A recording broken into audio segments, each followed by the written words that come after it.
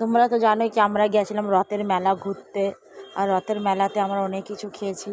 তারপর খেয়েছি লাস্টে ফুচকা। ফুচকা না খেলে তো হয়ই না, মানে মেয়েদের তো প্রিয় জিনিস জানো ফুচকাই। তো ফুচকা না খেলে তো হয় না। আর আমার মেয়ে বায়না ধরেছে ফুচকা খাবে বলে, তো আমরা চলে গেলাম ফুচকার কাউন্টারে ফুচকা খেতে। ফুচকার সঙ্গে এখানে বিক্রি হচ্ছিলো ঘুগনি, প্রচুর মানুষ ঘুগনিও খাচ্ছিল, অনেক কিছু বিক্রি হচ্ছিলো। আমরা ফুচকাও খেয়েছি, তারপরে আনারস খেয়েছি, আইসক্রিম খেয়েছি, অনেক কিছু খেয়েছি। লাস্টে বাড়ি যাওয়ার আগে আমরা ফুচকা খেয়ে নিলাম। এখানে আমার মেয়ে ফুচকা খেয়ে বলছে হেভি হয়েছে। কিন্তু সত্যি বলি বন্ধুরা, আমার তো ফুচকা একদমই ভালো লাগলো না এখানকার, মোটামুটি একদম ভালো লাগেনি, ভালো ছিল না ফুচকাটা। তাও খেয়ে নিলাম, কেন টাকা দেওয়া হয়ে গেছিলো, ফেলে তো দেবো না। আমার মেয়ের কী জানি কী ভালো লাগলো, আমার তো ভালো লাগলো না। তা আমার মেয়ে, আমি খাচ্ছিলাম, আমার মেয়ে ভিডিও করছিল, তো ফুচকাওয়ালা দাদা দেখো মশলা মাখলো। মশলাটা দেখে তো মনে হচ্ছিলো কি অনেক টেস্টি হবে, কিন্তু বলে না মানে হাতি দেখাবার দুটো দাঁত থাকে, খাবার দুটো দাঁত থাকে, ওই অবস্থা হয়েছে ফুচকাওয়ালার।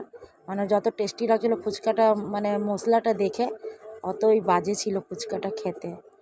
তাও খেয়ে নিলাম, না খেলে তো হয় না, পয়সা দিচ্ছি কেন, টাকা তো ঘুরাবে না। তো বেশি খাইনি, আমি অল্পই খেয়েছি।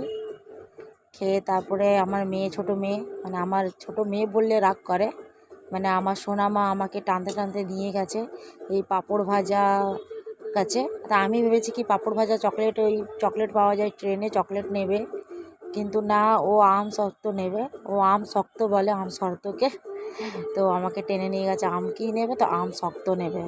ও আম শক্ত বলে, তো আমি তো তারপরে বলে কি ঠিক আছে নিয়ে নে, কেন ও মেলাতে গেলে ও আম সত্ত্ব অনেক পছন্দ করে খেতে।